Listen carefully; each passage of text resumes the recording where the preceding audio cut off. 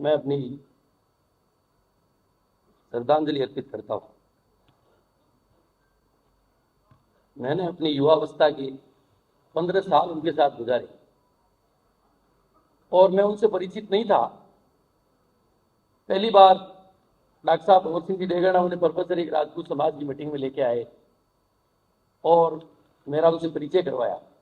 और ये बात थी कि वो नागौर से लोकसभा चुनाव लड़ना चाहते हैं और राम मंदिर के बाद एक ऐसी हवा थी कि कोई भी उस हवा के खिलाफ खड़ा होना नहीं चाहता था।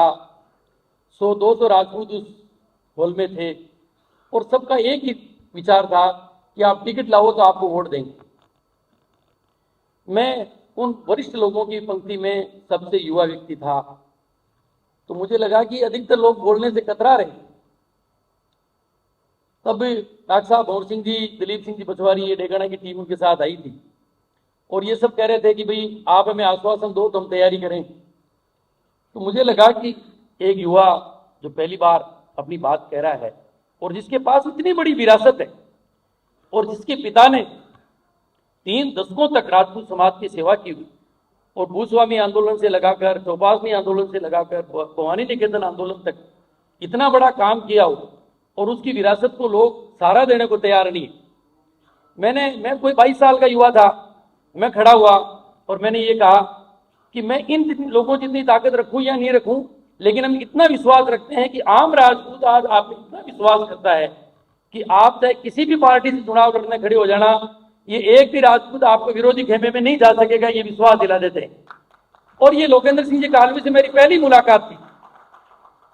उसके बाद मैं प्रदीप सिंह जी श्यामपुरा, मुझे उनसे पहली बार इनको कहा कि उस युवा को लेके आना। उसके बाद मेरी उनसे पहली मुलाकात हुई। अगर उनपे मैं अपने संस्मरण सुनाऊं तो जैसे वो एक पूरा महाकाव्य हो जाएगा कि बहुत मैं उनके जीवन के उतार चढ़ाव में साथ रहा।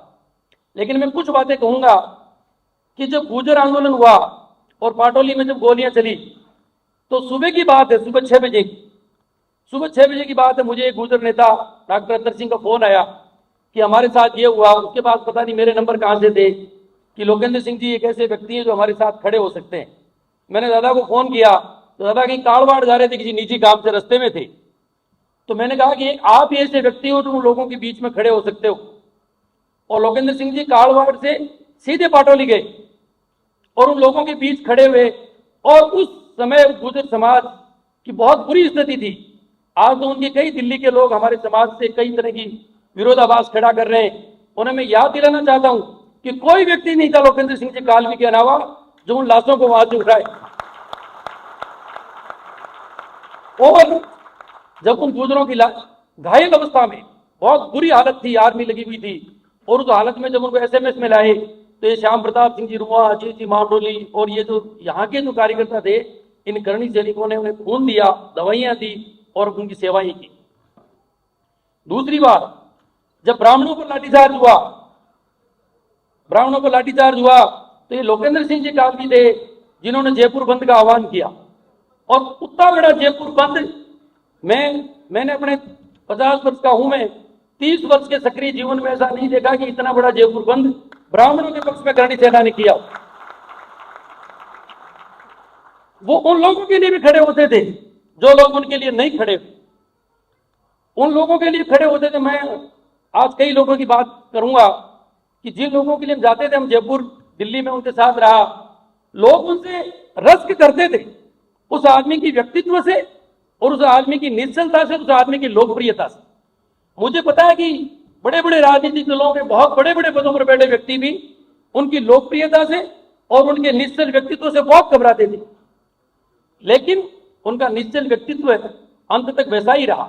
मुझे पता है कि कल्याण सिंह जी कालवी के देहांत के बाद जब नागौर में उपचुनाव था और सब लोग जुटे कि लोकेंद्र सिंह जी कालवी को इनका साथ देना चाहिए, उस समय वो भावुक युवाओं ने जो फैसला किया, शायद वो उस फैसले के विरुद्ध था। मैंने कहा पहले हम अपनी बात रखेंगे और भाजपा से जुड़े। और मुझे पता है कि बहुत कड़वे घूंट पिए उन्होंने। एक बार संघ के बहुत बड़े पदाधिकारी हुआ करते राष्ट्रीय स्तर के, उन्होंने ये कहा कि लोकेंद्र सिंह जी आप एक बहुत सक्षम व्यक्तित्व है, लेकिन आप अपनी जो ये सामाजिक छाप है इसको कम कर दें।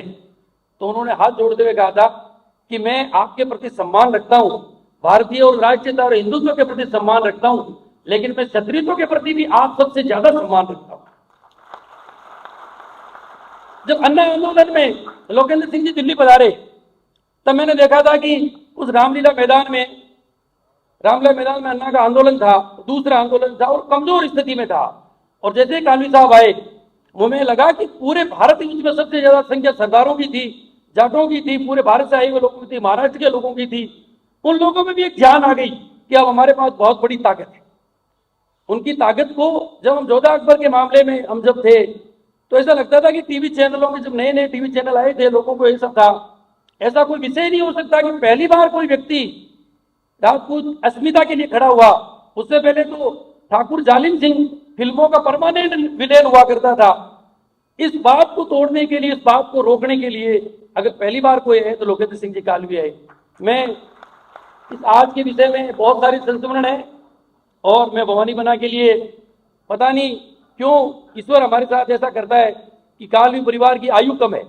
लोकेंद्र सिंह जी भी कहा करते थे कि अब जल्दी समय हमारे पास बहुत कम है, हम जितना जल्दी कुछ कर सकें वो कर लें, फिर भी हमारे बीच नहीं रहे इतने जल्दी।